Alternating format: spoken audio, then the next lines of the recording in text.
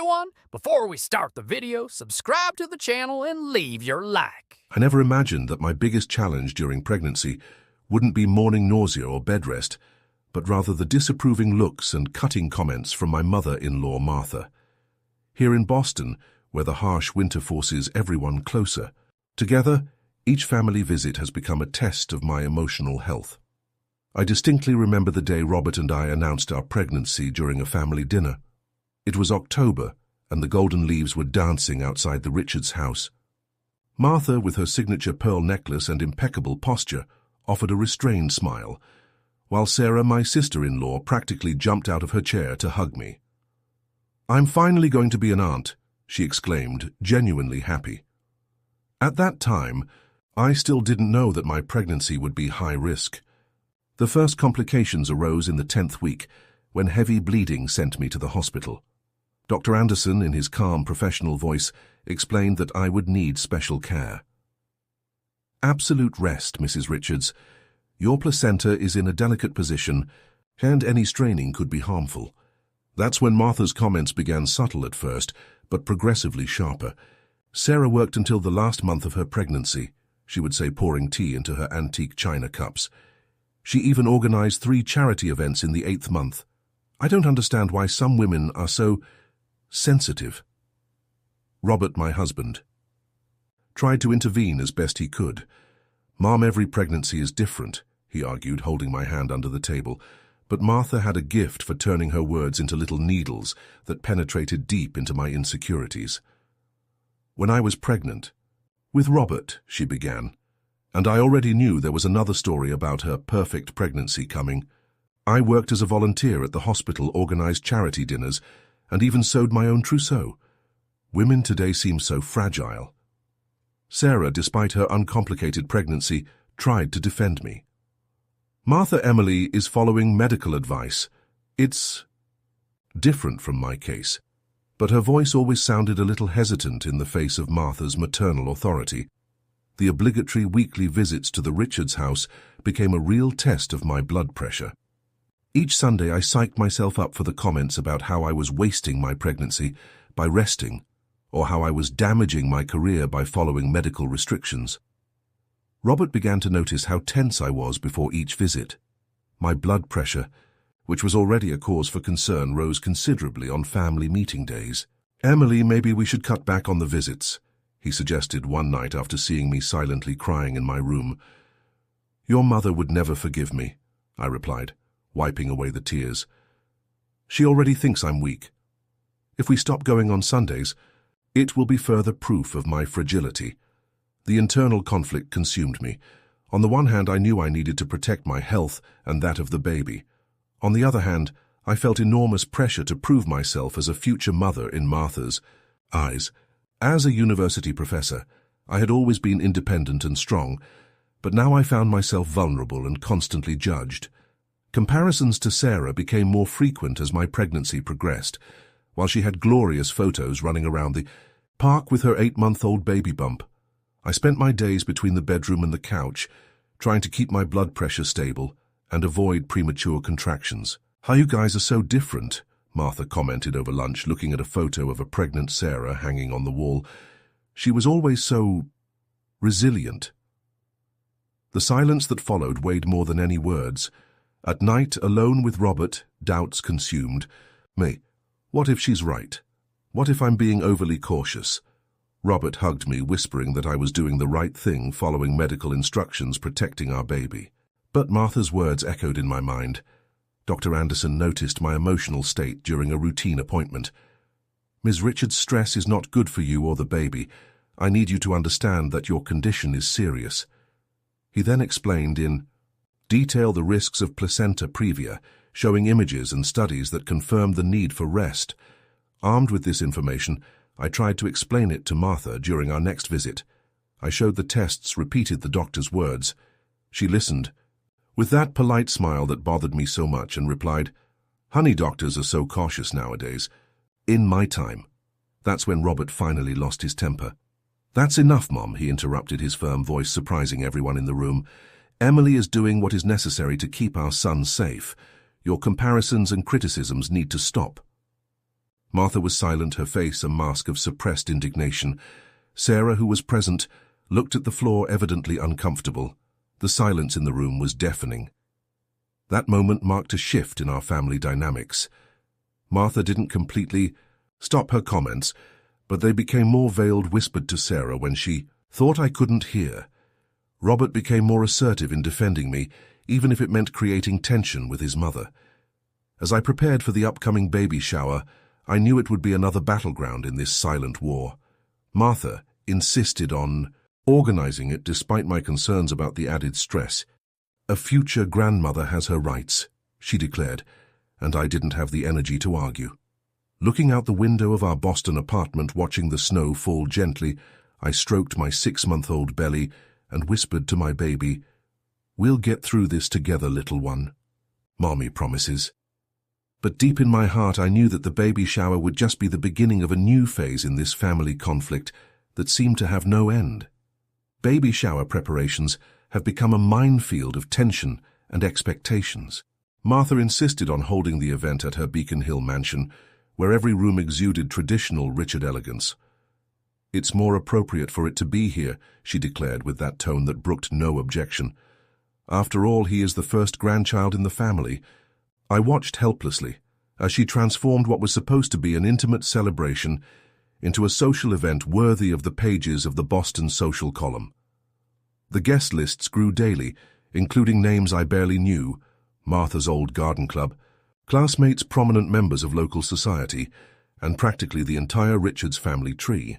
"Emily, dear," Martha asked me during one of the planning meetings, her tone falsely sweet, "don't you think you should make an effort to be more actively involved in the preparations? Sarah organized her own baby shower completely alone."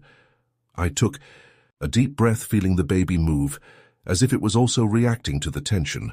Dr. Anderson was very clear about the restrictions. "I need to stay rested."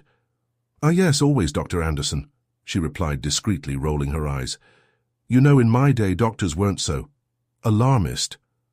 Sarah, who was helping with the decorations, gently interjected, "Mom, every pregnancy is different. Emily is doing what's best for the baby." But I could see in Martha's eyes that gleam of disapproval that hurt me so much. To her, every moment I spent resting was further proof of my inadequacy as the future mother of a Richards. Robert began to notice how the tea planning visits were affecting me. My blood pressure, which was already unstable, began to show worrying spikes after each meeting with his mother. "We can cancel this whole thing," he suggested one night as he helped me take my medication. "It's not worth risking your health and your baby's for a party." "I can't, Robert," I replied, fighting back tears. "Your mother would never forgive me. She is already convinced that I used the pregnancy as an excuse for everything. If we cancel the tea, it will be confirmation of all her suspicions." The next few weeks were a whirlwind of decisions in which I barely had a say. Martha chose a sage green and gold theme, completely ignoring my preference for softer colors. "Sage green is much more sophisticated, dear," she explained as if speaking to a child. "This suits the family's status better." The menu also became a source of conflict. When I mentioned my dietary restrictions, prescribed by my doctor due to high blood pressure, Martha acted like it was a personal whim. "In my time, pregnant women didn't have so many frills about food," she commented during a tasting that I wasn't able to participate in. Sarah tried to mediate the most tense situations, but her position was delicate. As the perfect daughter who had the perfect pregnancy, she was often held up as an example of what I should be, even if it wasn't her intention. "Emily," she came to me one day looking genuinely concerned. "I know Mom can be intense, but she just wants what's best for the baby. The best thing for the baby would be a grandmother who understands that I'm fighting to keep her safe," I replied more bitterly than I intended. As the tea date approached, the restless dreams began. Nightmares where I went into premature labor during the party with Martha, declaring it was all my theater. I woke up sweating, my heart racing, needing hours to calm down. Robert began screening his mother's calls, trying to protect me from the constant stress. But Martha found ways to get her opinions across to me, whether through Sarah or through the endless messages in the WhatsApp group she created to organize the event. "We need Emily tomorrow to approve the floral arrangements," she wrote one day. When Robert responded that I needed to rest, His response was cutting. What a shame that some motherstobe can't participate in even the small joys of pregnancy. Dr. Anderson noticed my deteriorating emotional state during a routine appointment. "Ms. Richards," he said, after checking my blood pressure for the third time, "I need to be frank. The stress is significantly affecting your condition. If it continues like this, we will have to consider preventative hospitalization." Those words hit me like a punch. The idea of being hospitalized, of giving even more ammunition to Martha's criticism, terrified me. But at the same time, my baby's health was at stake. That night I cried in Robert's arms, letting out all the accumulated frustrations. "I can't take any more trying to prove myself to your mother," I blurted out. My every breath seems to be judged, my every decision questioned. Robert hugged me in silence for a long moment before speaking. "I'll have a serious talk with her," he promised. "This has to stop." But I knew it wouldn't be that simple. Martha Richards was not the type of person who changed her beliefs easily. For her, I would continue to be the daughter-in-law who didn't live up to the family's expectations, the university professor who didn't know how to deal with a pregnancy with the same grace as her precious Sarah. As the day of the baby shower approached, I emotionally prepared myself for what promised to be the culmination of all the conflicts of the last few months. I had a feeling that something important would happen at that event, something that would definitely change the dynamics of our family. And as I caressed my belly, whispering words of comfort to my baby, I prayed for the strength to face what was to come. Because I had learned one thing in these months of pregnancy: some battles need to be fought, no matter how difficult they are, especially when it comes to protecting those we love. The day of the baby shower dawned with an unexpected snowfall in Boston. I watched the snowflakes falling through our bedroom window as Robert helped me get ready. The sage-green dress that Martha had strongly suggested I wear felt tighter than it had at the last fitting, showing off my 7-month-old baby bump. "You look beautiful," Robert whispered, adjusting the pearl necklace his mother had borrowed for the occasion. In her words, "So you look properly like a Richards." Every detail of my appearance had been meticulously planned by Martha, as if I were a doll in her playhouse. We arrived at the Richards mansion an hour before the guests. Martha was already in top shape, overseeing the last details with her characteristic military efficiency. "Emily, darling," she said, barely hiding her displeasure at seeing me, "you look a little pale. Sarah, bring some blush so we can add some color to that face." Before Sarah could react, I felt a wave of dizziness hit me. Robert quickly guided me to a nearby armchair, while Martha sighed audibly. "Really, Emily, we can't have these episodes during the party. There are important people coming." Dr. Anderson had warned me about limiting my time on my feet and avoiding stress, but how could I explain this to a woman who viewed fainting spells as signs of weak character? Sarah appeared with a glass of water and a worried look. "Maybe we should cancel," she started, but was quickly interrupted by Martha. "Absolutely not. We have 50 guests on the way. Emily just needs to get her act together." The tone of his voice left no room for discussion. The first guests began to arrive, and the mansion was soon filled with the buzz of conversation and polite laughter. I was strategically positioned in an antique armchair, which Martha declared to be the Mother Tobe's throne. In fact, I felt more like a piece on display in the Richards' private museum. The snow continued to fall outside, and my blood pressure rose with each new group of guests that approached to greet me. They all wanted to touch my belly, ask questions about the pregnancy, share their own birth stories. Martha hovered nearby, intervening whenever my answers didn't match her preferred narrative. "Oh, Emily is being extra cautious," she would say when I mentioned the necessary rest. Some of us were lucky enough to have more robust pregnancies, like Sarah, who continued her activities normally until term. The critical moment arrived during the opening of the gifts. Martha had arranged everything like a spectacle, with each gift being opened and displayed for public enjoyment.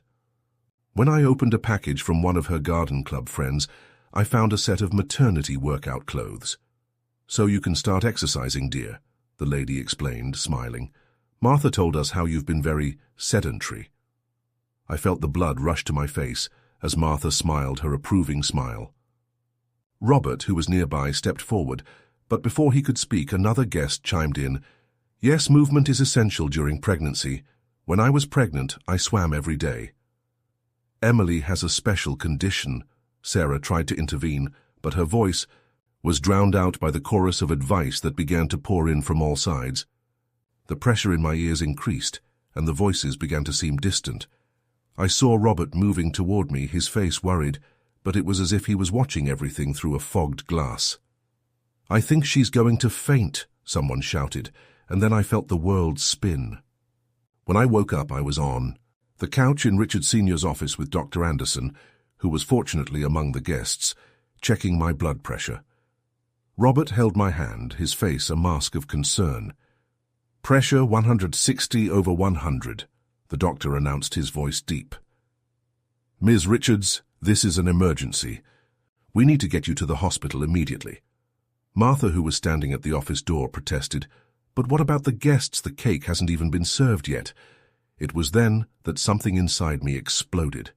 7 months of veiled criticism, comparisons and judgments culminated in that moment. With strength I didn't know I had, I sat on the couch and faced my mother-in-law. "That's enough, Martha," I said, my voice shaking but firm. "My baby, your grandson is at risk, and all you care about is appearances.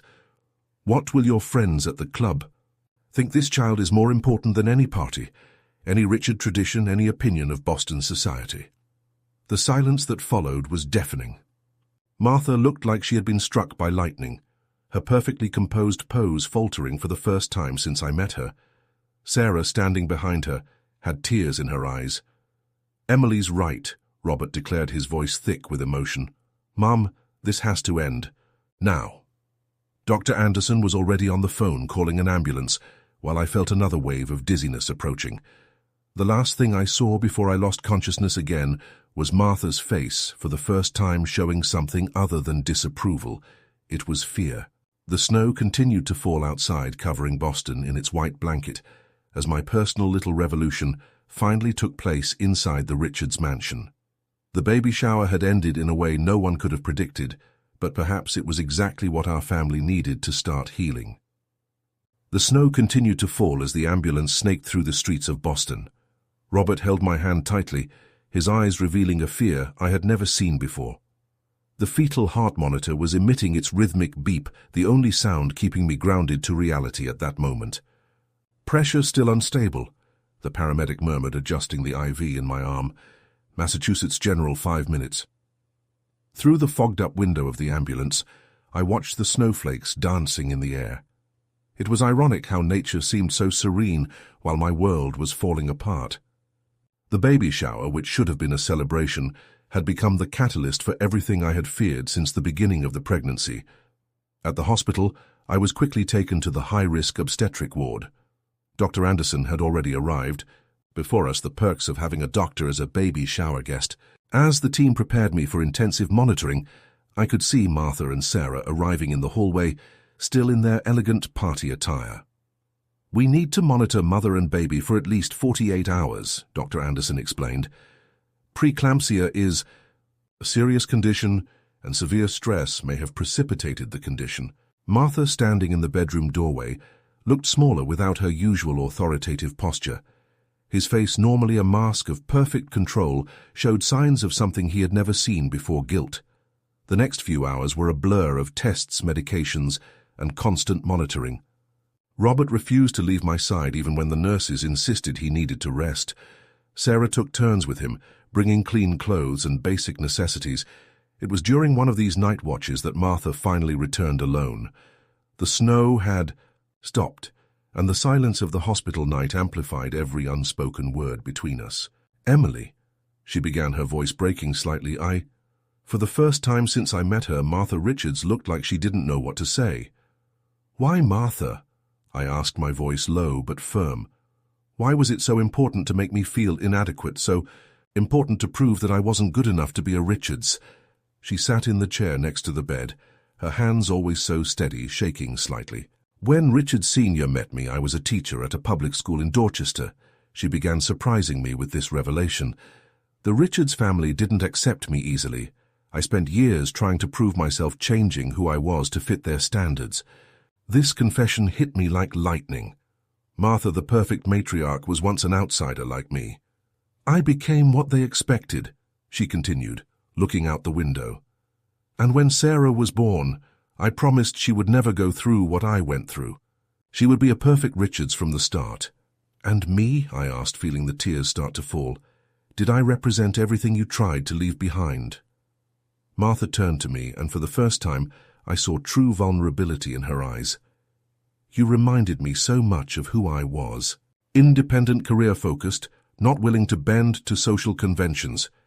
Seeing you deal with a difficult pregnancy needing special care, I projected onto you all the fears I had of appearing weak, of not being enough. The heart monitor continued its steady beeping as it processed these revelations. But Martha, your pressure for me to be different almost cost your grandson his life. She covered her face with her hands, a gesture so human it seemed incompatible with the Martha I knew. I know. God, I know. When I saw you fainting at that party, it was like all my certainties crumbled. I realized I was doing exactly what the Richards family did to me so many years ago. Robert found us like this when he returned with coffee. He stopped at the door, surprised by the unusual sight of his mother showing emotion. Martha quickly tried to regain her usual posture, but it was too late. The mask had fallen. Mum, Robert said softly, I think it's about time this conversation happened. The next few hours were filled with more revelations. Martha spoke about her own difficult pregnancy with Robert, something she had never mentioned before, preferring to perpetuate the myth of the perfect pregnancy.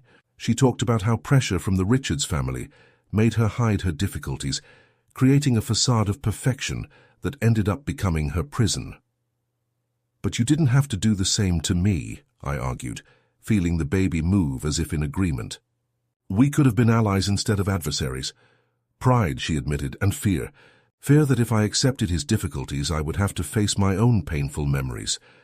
Sarah arrived later, finding us still talking.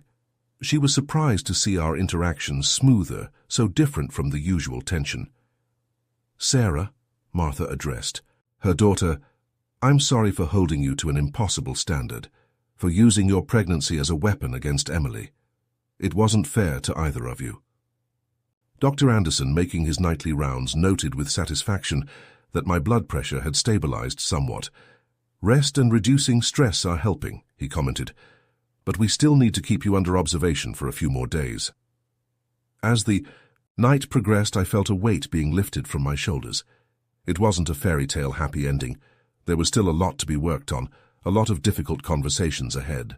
But it was a start. Martha said goodbye late at night, stopping at the bedroom door. Emily, she said hesitantly, you're a much stronger mother than I ever was, protecting your baby even when it meant facing me. When she left, Robert settled into the chair next to me, holding my hand. Are you well? I am, I replied, really feeling it for the first time in months. I guess sometimes we need a storm to clear the air. Outside, the snow had given way to a clear, starry sky. As I rubbed my belly, I realized that our baby had given us more than we imagined it, had given us the chance to heal old wounds and build something new, something truer than any facade of perfection. The days following my hospitalization marked a subtle but profound change in our family dynamics. The hospital room with its soft beige walls became a neutral territory, where old wounds began to heal and new understandings blossomed. Martha began to visit me daily, no longer as the Richards' intimidating matriarch, but as a woman who slowly allowed herself to be vulnerable. On a particularly quiet afternoon, she brought out an old box of photographs, something she had never shared before. This is me at 24, she said, showing a yellowed photo of a smiling young teacher surrounded by students in a modest classroom in Dorchester. Before I became a Richards. I watched the image with fascination. The Martha in the photo had a sparkle in her eyes that I had never seen in the mother-in-law. I knew a carefree joy free from the social constraints that would later define her life. You look a lot like her, Martha commented softly, indicating a photo of me that Robert had brought to decorate the hospital room me teaching at the university, gesturing excitedly during a lecture. Same passion for teaching, same independence. Robert, who was present during this conversation, seemed to discover a new version of his mother. "Why didn't you ever tell us about that time in your life?" he asked, his voice mixing curiosity and a hint of hurt. "Because for a long time I believed I needed to bury that version of myself to be accepted," Martha replied, her fingers delicately tracing the outline of the old photograph. "But watching Emily struggle to maintain her essence, as she becomes a mother, I realized how much I lost trying to be someone I wasn't. Dr. Anderson, during his visits, noted with satisfaction how my blood pressure was stabilizing. 'The calmer emotional environment is working wonders,' he commented. 'Sometimes the best medicine is to let people be who they really are.'" Sarah also participated in this family healing process. One afternoon, while Martha had gone out to get coffee, she sat down next to me and confessed, "You know, I always felt pressured to be perfect. Mom created this image of my pregnancy as an ideal standard, but there were hard days that I could never admit." "Why? Didn't you talk about this before?" I asked, holding his hand. "Afraid of disappointing, I suppose," she replied with a sad smile. "But seeing you face your difficulties openly, it gave me the courage to be more honest too." After a week in the hospital with my blood pressure finally under control, I was discharged with strict instructions to rest at home. To my surprise, it was Martha who suggested I stay at the Richards mansion, where I would have more support. "We have a room downstairs," she explained, "so you won't have to climb stairs. And, well, I'd like the chance to do things right this time." The proposal generated a long discussion between Robert and me. Spending the final weeks of the pregnancy at the Richards home felt at once an opportunity for healing and a test of our new familial understandings. "Are you sure?" Robert asked for the 10th time as we packed a small suitcase. "We can hire a nurse at home." "Yes," I replied, surprised by my own certainty. "I think we all need that chance." The room Martha prepared for me was a revelation. Instead of the formal colors that dominated the mansion, she had chosen soft tones of lavender and cream, colors I had mentioned liking during our conversations at the hospital. Little personalized details showed a care I would never have expected from her just a few weeks ago. "I hope you're comfortable," she said, sounding almost shy, a word I would never associate with Martha Richards. "I changed some things from the traditional decor. I thought you would appreciate something more welcoming." The following weeks brought a new routine. Martha, still organized and efficient, channeled these qualities to ensure my comfort and well-being, but now with a gentleness that had not previously existed. Sometimes we found ourselves talking late into the night about our experiences as educators, discovering more similarities than differences. "You know," she commented one night, as she helped me settle in with more pillows, "I spent so much time trying to make you fit the Richards mold that I didn't realize how much the Richards needed to change." The baby, as if feeling the new harmony, began to move more calmly. Dr. Anderson, in his home visits, confirmed that everything was going well for a full-term birth. Robert watched this transformation with a mixture of relief and admiration. "I never imagined seeing my mother like this," he confessed one night. "It's like she's finally allowed to be human." As my due date approached, I realized that we had created something precious in those weeks, not just a safe environment for the baby's arrival, but a new understanding of what family means. It was no longer about keeping up appearances or living up to impossible expectations, but about accepting our individual vulnerabilities and strengths. One morning, I found Martha in the conservatory, organizing a new photo album. Alongside the old images of the Richards, she had placed photos of us from the hospital. Moments captured during my stay at the mansion, snapshots of genuine smiles and heartfelt conversations. "I'm creating a different legacy for my grandson," she explained, noticing my curious look. "One that celebrates who we really are, not who we think we should be." In that moment, feeling my son move, I understood that sometimes the greatest blessings come disguised as our greatest challenges. The high-risk pregnancy I feared so much had become the catalyst for a transformation our family desperately needed. "Thank you," Martha said, surprising her with a spontaneous hug, "for letting me see the real you." Her eyes glistened with unshed tears, a display of emotion that the old Martha would never allow. "No, darling," she replied softly. "Thank you for helping me find her again." The early winter snow had melted, giving way to the first signs of spring. Soon our baby would arrive to meet not the family we pretended to be, but the one we were becoming. Imperfect, authentic, and finally truly united.